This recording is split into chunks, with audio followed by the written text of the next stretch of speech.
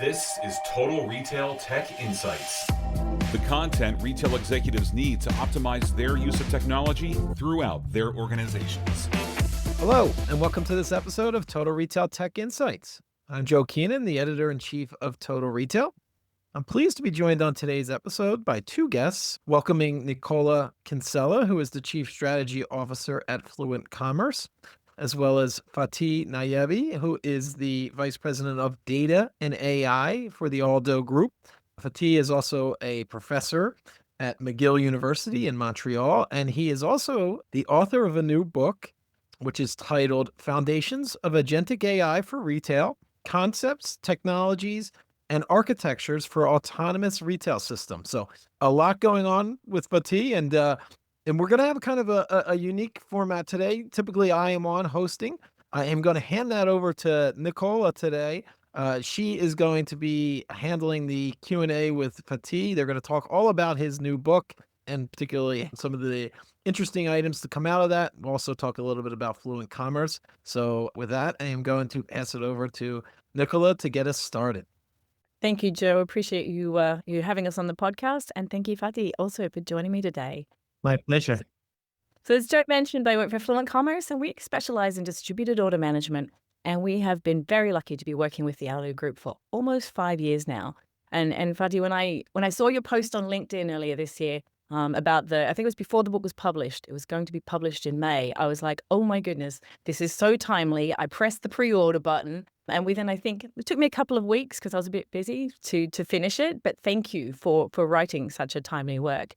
So I guess, can you tell us a little bit about your background, both academic and your time at ALDO, and what inspired you to write the book?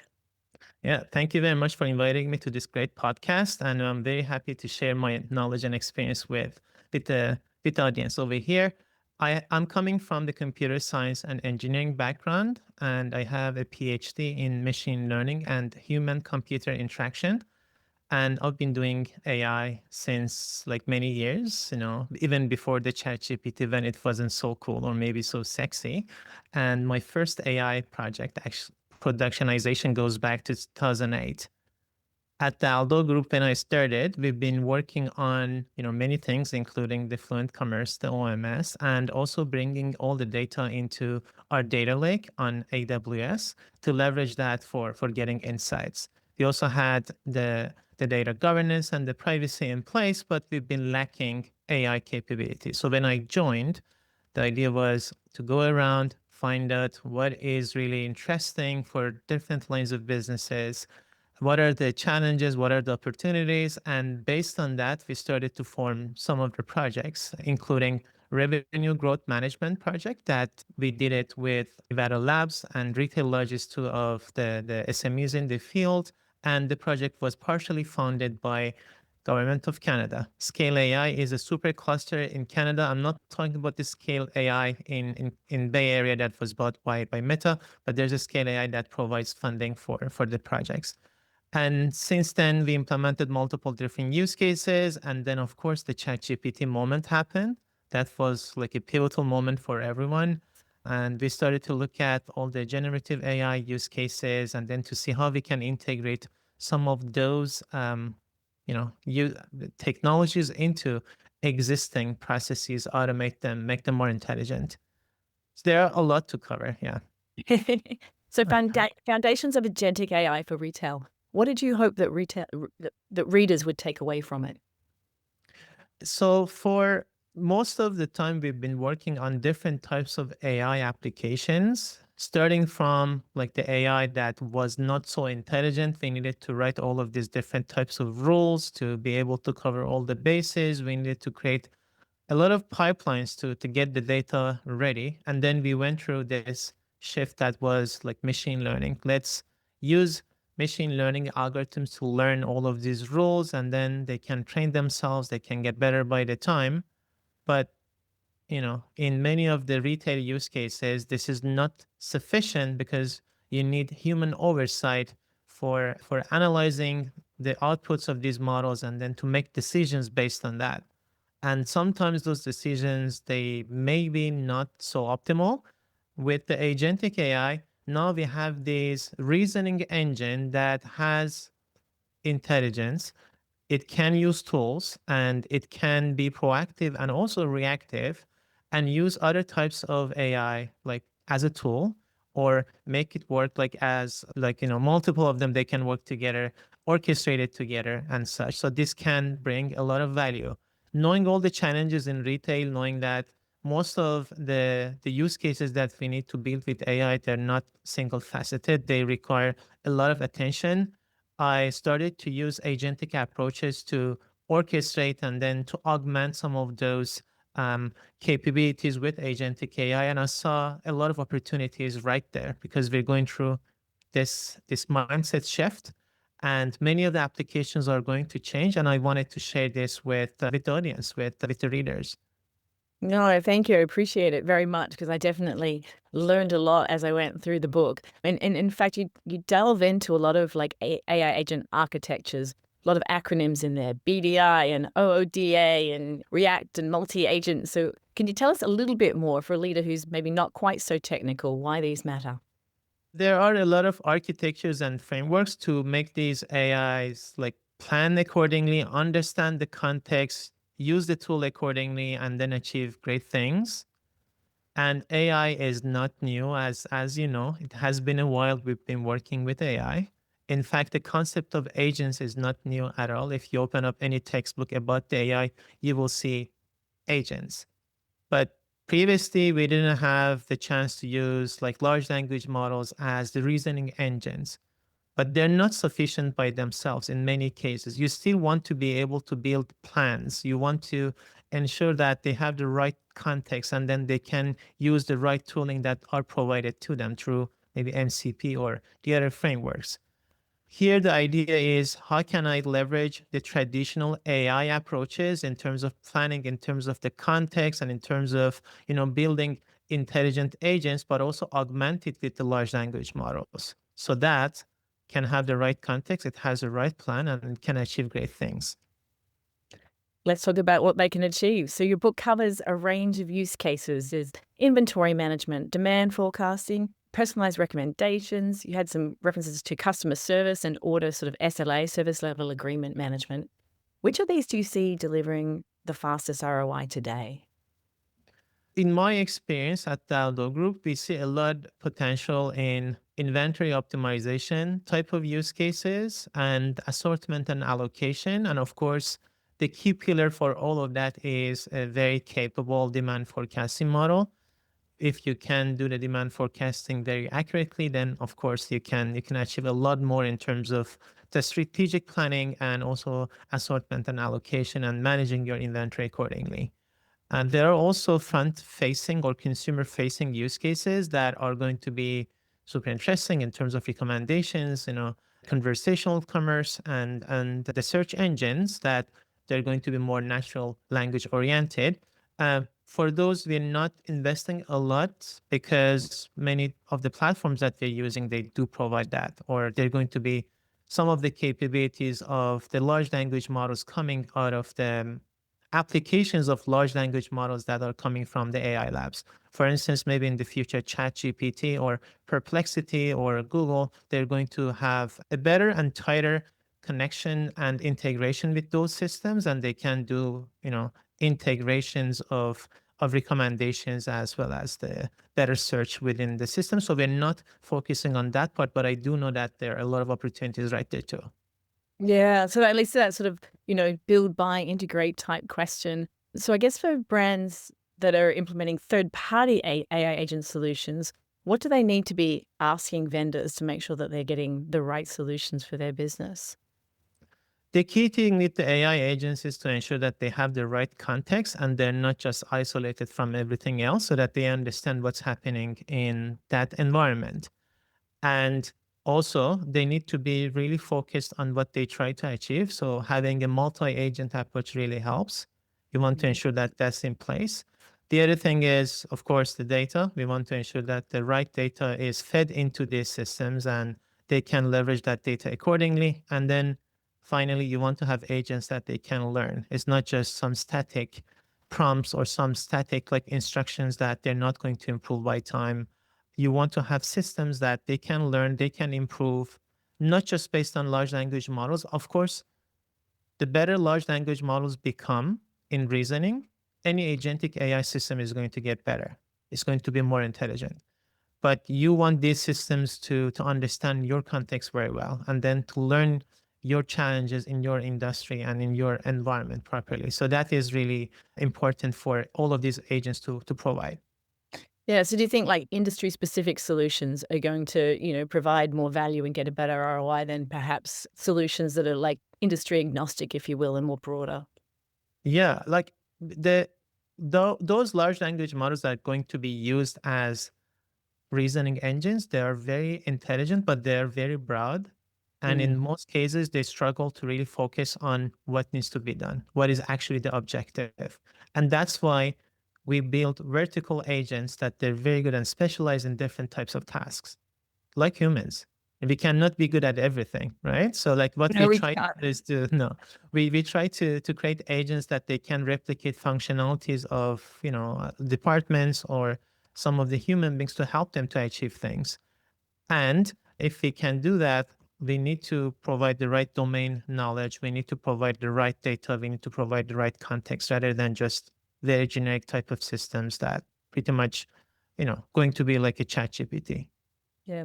For retailers designing AI agents from day one, you'd mentioned that building an observability from day zero is critical. What does that look like? And are there other practices that people need to embed early? We are talking about systems that they make decisions and they actually execute and act on that.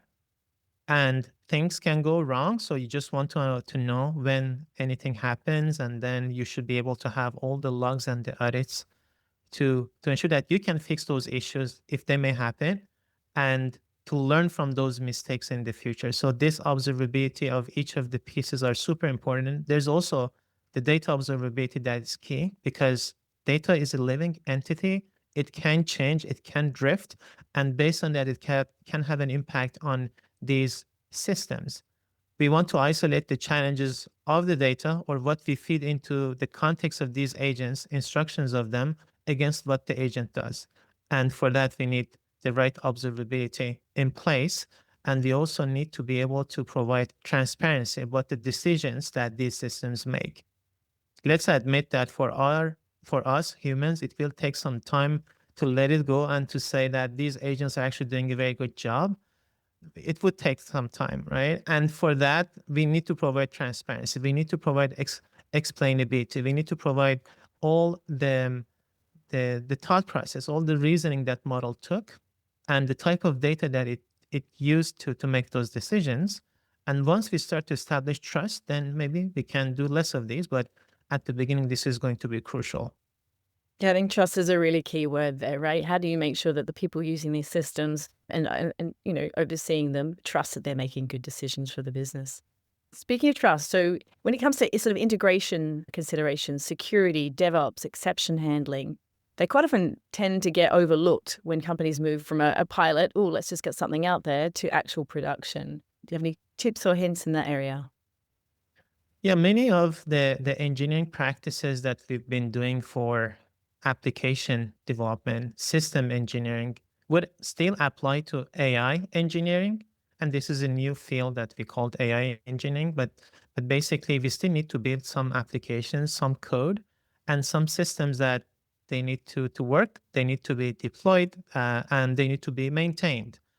And all of those practices are going to apply. I mean, in my book, I'm talking about agent-oriented software engineering to tackle also the parts that is required specifically for agent building. But then the data ops, ML ops, all of these are going to be required, because these agents are going to be using data and sometimes machine learning capabilities. And all of those, they require operations, proper operations and proper maintenance. There's also two key things that we need to really nail down in many cases, and this is going to be really domain specific. One is going to be the evals, or the evaluations. The models can do many things, and evaluating the result is going to be tricky.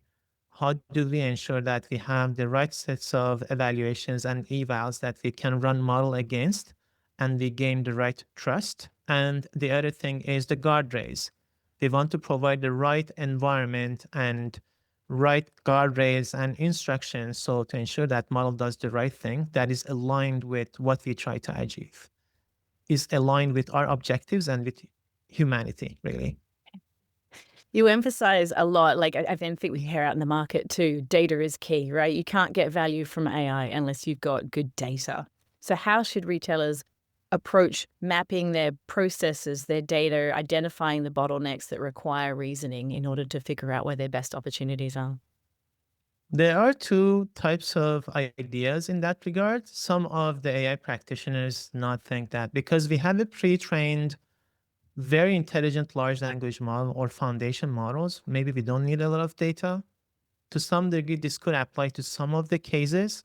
If you don't have a lot of data or you are not comfortable with the quality of the data, using foundation models, maybe you can overcome some of that because of this reasoning ability.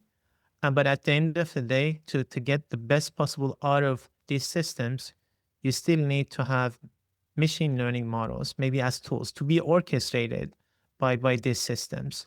We don't expect a large language model does a great job without the data of the forecasting, right? Still needs to use a demand forecasting model to do the forecasting, but it can review the results. It can bring its own perspective. It can interpret it and augment it with explanations, but also with reviews as well. So in this case, of course, you need to have a good data to ensure that these systems, they work properly. But using foundation models is going to simplify the cleaning of the data, bringing the data integration and the mapping of the data. So now we are talking about techniques to do the matching or to map the data accordingly and to reduce some of those efforts in terms of data integration, which is going to be key in the future for all of these agents, because if we can find out how to properly get the data to all of these agents and in a standardized way, then we can simplify the communication also between the agents. So jumping now to the practical, when I talk to people at conferences, I think the biggest sort of stories people are hungry for are, the reality of actually rolling out AI agents, right? What are some of the biggest challenges you've faced in implementing AI at enterprise scale, especially moving from that first sort of concept to fully operational systems? And are you able to share a concrete example where sort of this integration has driven significant impact? I have some examples of front-facing use cases that we started to build some agents for the conversational commerce and also the recommendation and the search using large language models behind the scene and building some of the workflows, less agentic, but more so of using augmented large language model workflows. But then in many cases, you just don't want to create these things in silo. You want these to be part of an existing system. So, that is like a real challenge. You still need to wait for the vendor to actually to build that. And it would make more sense to have it from the vendor side because it needs to be in context. You cannot just get it out and start to build something else around that. So you need to be very conscious about the buy, make, reuse type of approach and really focus on what brings value, but what also is going to be provided by the vendors or the softwares that you're already using. So you don't want to tackle the ones that are going to be already implemented or going to be provided to you. The other part of it is that once we start to build agents that they can just with some, even marginally improve accuracy of some of the models, some of the use cases, then the uplift is huge, depending on how many SKUs you have and how big your business is. But in many cases, 1% improvement in a gross margin is going to be crucial. And these things are really possible because of the intelligence that these systems they can bring to the picture, and then the automations that they can achieve. Some of the examples we have done within the revenue growth management includes markdown optimization, as well as working on also OMS, and the Fluent is the order fulfillment optimization to augment the intelligence and then to use our own data to decide from where to ship, because we ship from the stores. But we want to ship from the stores that maybe they have less demands rather than the stores that the product is already on demand. This way we can avoid like excess inventory or sometimes out of stock situations. And that can translate to, of course, a good gross margin increase or like a better sell-through in a sense. There are quite a few of these examples that I provided. They're not agentic yet. We started by building the machine learning and optimization mathematical models, but in the future, they have the potential to be orchestrated with large language models to be even better. Because of that aspect that you still need to have a lot of human in the loop to review the results of each of these models, to adjust it. And then the training and the learning of these models are a bit not so online in a sense that you need to gather the feedback, you need to go back to the data, infuse it into the model, and then retrain it. But if you have agents, you don't need to go through that. That becomes just online and automated by itself. So that continuous learning cycle can get automated by the agents. No, that's really, Exactly. really amazing. You talked about human in the loop. And I know that data governance and ethics comes up a lot. So how do you ensure ethical AI, data governance and transparency are baked into those products from day one? And how do you balance automation with humans in the loop approaches? You differentiate between the use cases that are supposed to be defensive, meaning that somehow they need to touch humans, and also, there are legislations, regulations around them. So for those, you need to be very careful. Of course, the automation level is going to be so different from the ones that are going to be offensive, meaning that you can go for the sales or the marketing and you're not tackling anything specific related to human beings. For those, maybe you don't even have regulations. For instance, if I'm just forecasting demand, or if I'm trying to decide from where to ship, yes, there is a human aspect, but a lot less than, that what exactly I want to do with specific customer, really. In this case, the data is aggregated. The data as a whole is anonymized already, so we don't know much about the client, but we know about the situations. And we also need to bring in the transparency and explainability of the models, so that when our people, the planners, buyers, allocators, and merchants actually use these systems, they can understand how these systems make decisions and how they execute. Explainability is going to be key. And I want to differentiate between explainability and interpretability, because interpretability is pretty much not possible in many cases. And what I mean by that is, as human beings, we cannot really open up the boxes and understand the exact thing that is happening in the box, because these are so sophisticated and so complicated at the same time that it's really hard to understand. But then the type of decisions that they make, we can explain. We can look at the traces. We could leverage things such as the chain of thought, tree of thought, and some of these prompt and context engineering approaches to explain the thought process. And based on that, we can decide if we should reject some of the decisions or not. The other approach would be to look at the confidence levels. So the models, they generate confidence levels, and the reasoning explain that, okay, I think I should make this decision, but I'm not super confident about it.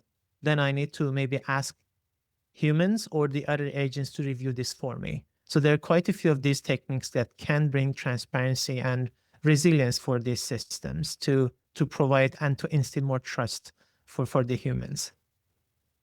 Speaking of humans, so talent, team, culture, building an AI-savvy workforce. I know at Fluent, we're rolling out sort of AI enablement programs for our internal team members as well, because we want everyone using these tools, but we want them using them safely and well. And we just want to raise the education of everyone in the organization. So how has ALDO gone about like upskilling employees, given that you're actively using so many of these tools? We have a data and AI literacy program that we create trainings, and we also work with our partners to provide information and education around the tooling that we use. One example was Microsoft, that we had a couple of sessions with them to ensure that our internal teams, they use Copilot accordingly, and they know what to do, what not to do. We have also the whitelist, the blacklist, to ensure that we use the right subscriptions of the different types of tooling for different types of use cases. the education is key, the awareness is key. It's very hard to keep up with those lists because every day there's going to be another tool. But if you provide this right environment for your employees to explain that, okay, we want you to use this type of tooling, but you need to be careful about this and that, then hopefully this is already a good starting point. Also, we differentiate between the everyday AI. You can use AI for so many of these productivities against building maybe just a single agent like a workflow to automate some of the simple tasks, and against multi-agent approaches. So the multi-agent approaches, many of the use cases that we talked about in terms of demand and supply planning or revenue growth management and such, they require more than just one agent, and you cannot just use a simple tool to build that. In most cases, there needs to be some technical teams, engineers to build the machine learning models as well as the data infrastructure and making them work together. But then if you want to build a simple workflow that does one thing very well, then there are quite a few toolings. Like the Copilot Studio is one example. There's NNN. There's quite a few of these type of things. And for everyone else, you still have access to Copilot. So you can use it for your day-to-day use. Yeah, absolutely. And I think one of the most fascinating conversations I've had recently, and I've had it in multiple instances, has been with either internal teams or partners, and just everyone sharing how they're using AI in their day-to-day to augment their daily activities and tasks. People are super creative, and even just sharing those ideas has definitely given, lots of people more ways that they can use AI. So it's a fun, exciting time. It is. Looking forward to the future. In your book, you mentioned that data from the physical world, right, like sensors and computer vision type data from within stores and the like, will unlock new value. In your view, where do you see Agentic AI's biggest impact over the next, and I realize this time frames might be a bit scary, but the next 5 to 10 years? I know it's moving very fast, but what do you see? What's your take? It's all about the context. How do we ensure that these agents, they have the right context? And physical environment is important, as you mentioned, sensors and computer vision to provide, some of the cues about the environment is going to play an important role for agent to understand what is happening, and then to be able to adapt, to orient, and then to learn also. That's going to be key. We are talking about software type of, agents right now, and in the future, I think in the near future, we're going to be having robots that are more capable. We already have some of them, but maybe they are going to get better. They're going to have the same level of intelligence with the large language models, but maybe with better dexterity and then better batteries and such. And once we start to have them, they can achieve more. They can maybe start to help with some of the tasks that are maybe dangerous or that they require very challenging environments, that we can use these robots for them.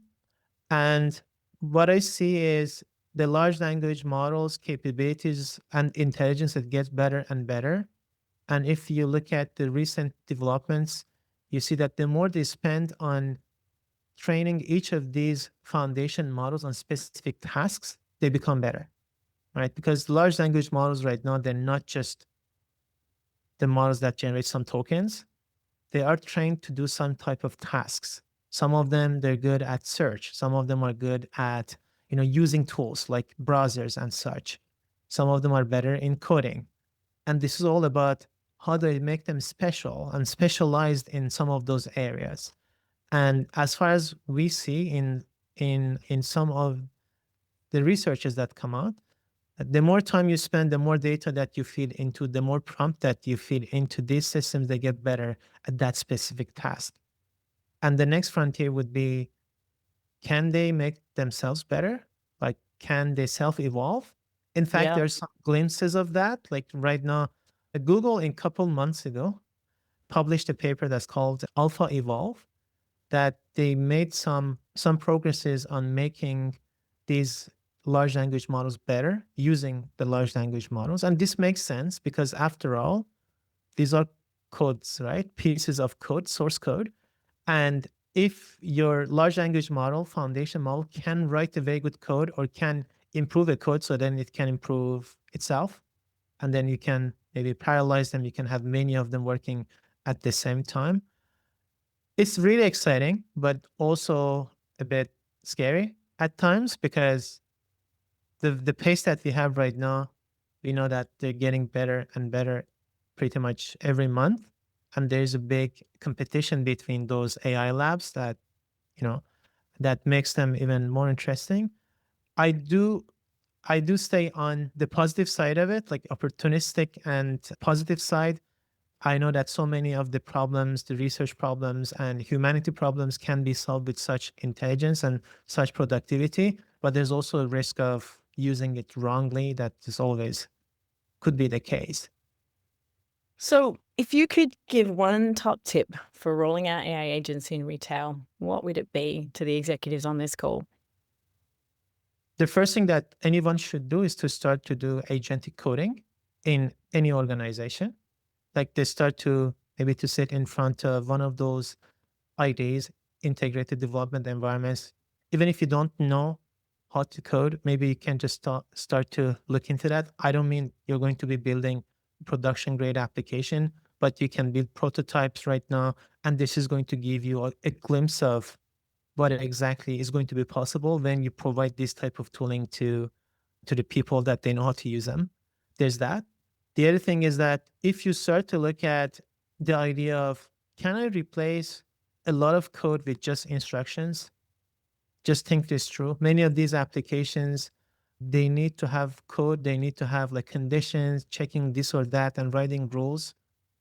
And we needed to provide a lot of data for machine learning to generate those rules. But can I just write some English or maybe the other language text to make AI do those pieces for me, so applications become just a shell in many cases?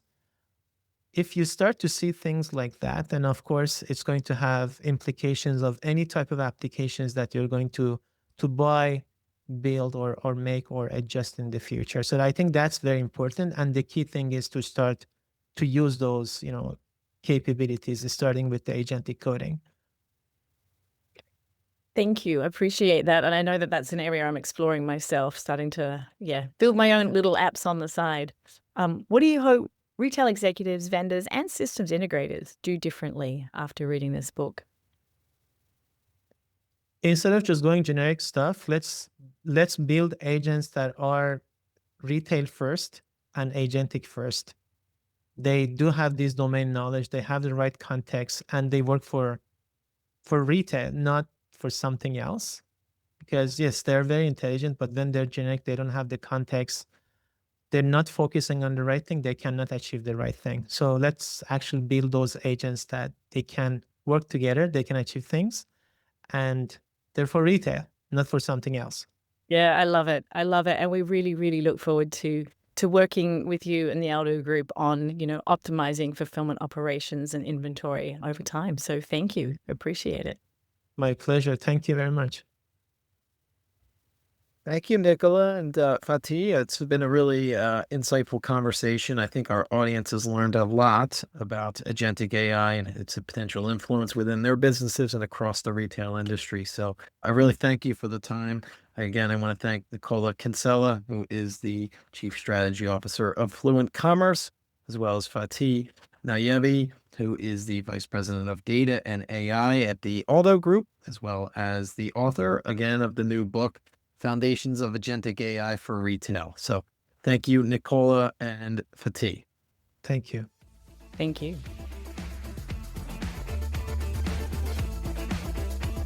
Thanks for listening. For more information on this podcast, please check out our podcast channel page at mytotalretail.com/podcasts for show notes.